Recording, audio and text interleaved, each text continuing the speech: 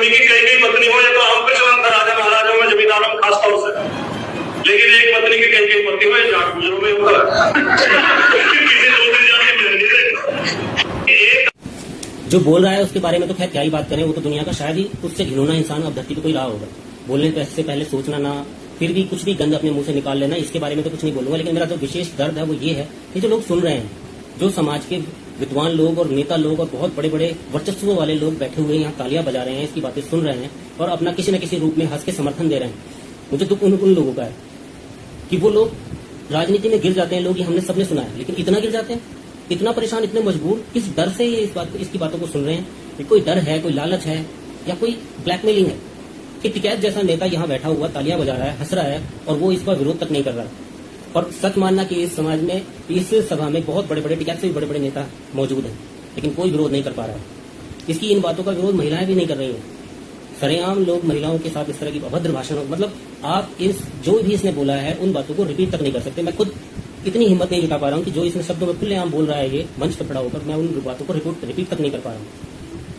और इसका मतलब ये है क्या कि ये लोग इसकी बातों का मतलब नहीं निकाल पाए हैं? क्या किसी और भाषा में बोला है इसने? सरेआम हिंदी में बोल रहा है साहब, और आप ही की माँ बहनों को बोल रहा है, और आप उस पर तालियां बजाकर समर्थन दे रहे हैं, और कहीं ना कहीं आप भी उसके साथ हैं।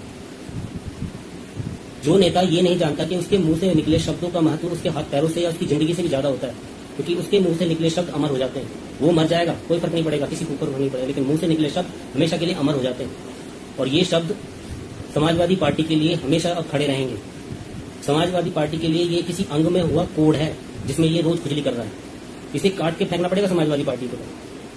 आप पुरानी बातों को भी जानते होंगे कि कभी नेताजी यानी मुलायम सिंह यादव जी ने जो अल्लड़पने में दुनिया भर के भाषण और वक्तव्य दे रखे हैं महिलाओं के खिलाफ, या किसी और तरह के बयान दे रखे हैं, वो बयान आज भी समाजवादी पार्टी का या अखिलेश यादव का सामना करते हैं। आज भी उसके सामने खड़े हो जाते हैं और समाजवादी पार्टी की कहीं ना कहीं नुकसान करते हैं वोटों का। और इसके बयान अगर नुकसान नहीं करेंगे तो क्या करेंगे? मेरी समझ में तो ये नहीं आता, ऐसे इंसान के समर्थक कहाँ से पैदा हो जाते हैं? इसके समाज समर्थन में तो इसका परिवार नहीं होना चाहिए, और इसके समाज के लोग आज भी लड़ने मारने को तैयार हैं। इसके बारे में पोस्ट डालते हैं, इसके समर्थन में खड़े होने को तैयार हो जाते हैं। सोशल मीडिया पर वो अपनी पोस्टें डाल रहे हैं। क्या करोगे आप? किस दिशा में जा रहा है समाज? थूकने का मन करता है ऐसे लोगों पर जो आज भी इसके पक्ष में कोई शब्द ढूंढ लेते हैं।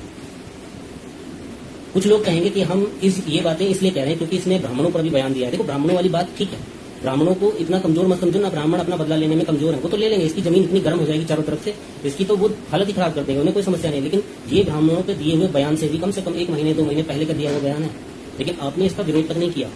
कारण बताइए कि क्या ऐसा लालच है, क्या ऐसा ब्लैकमेलिंग कर रखा है, कौन सा ऐसा डर है जो आपको सता रहा है और आप कुछ ना कह पाए इसमें?